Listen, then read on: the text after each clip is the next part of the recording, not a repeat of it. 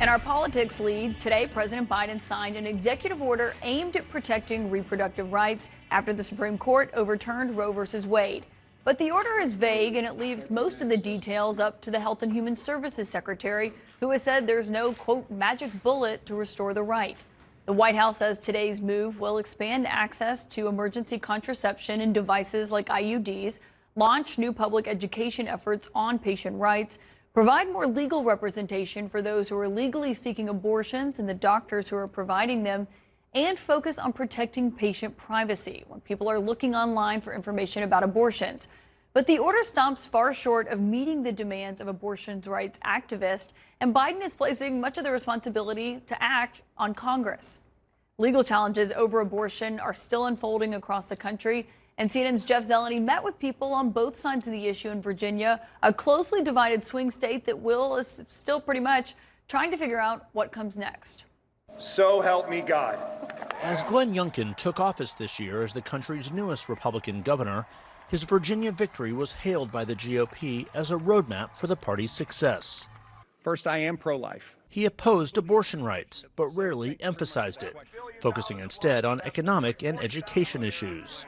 When the Supreme Court overturned Roe v. Wade, most Republican governors across the country moved swiftly to ban or severely restrict abortions. But in Virginia, Youngkin is taking a slower, more measured approach. I'm a pro-life governor, and I will sign a bill that comes to my desk that protects life. And I look forward to that. The governor supports a law seeking to ban abortions after 15 weeks of pregnancy, with exceptions for rape, incest, and life of the mother, as he tries to balance the demands from strict opponents of abortion rights with the political reality of Democrats controlling the state Senate by one vote. All eyes will be on Virginia. I think we're the epicenter for the initial decisions that will be made on a lot of the pro-life legislation. Senator Amanda Chase, who challenged Youngkin in the Republican primary last year, said she would prefer a bill that goes even further. But she knows that is unlikely to find success, so she supports the governor's plan. So even the 15-week bill, you think it has an uphill? I think it has an uphill battle, honestly, in the Virginia Senate because of the makeup of the Virginia Senate. 19 to 21, 19 Republicans, 21 Democrats.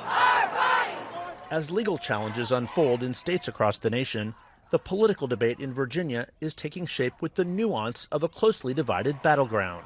Well, certainly it's taken us decades to get where we are in this moment, to get past the decision of Roe. And so to think that tomorrow we could ban all abortion would be unrealistic. But I understand the sentiment. Victoria Cobb is president of the Family Foundation of Virginia, an influential lobbying group that opposes abortion.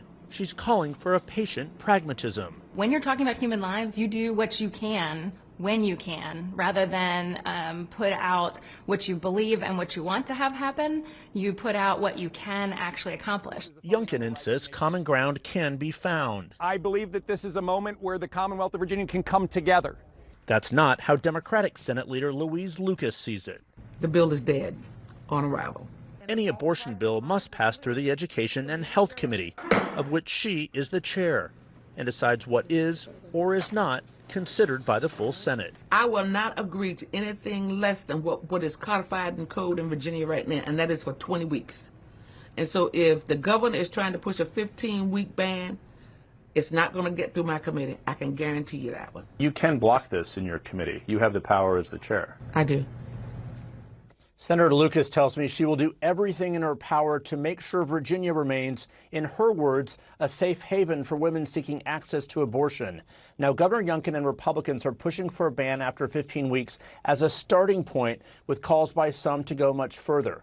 It is clear that Virginia will be a closely watched test case for all of the fallout from that Supreme Court ruling, as the country is divided into a state-by-state patchwork of abortion laws. Caitlin. CNN's Jeff Zelensky, thank you.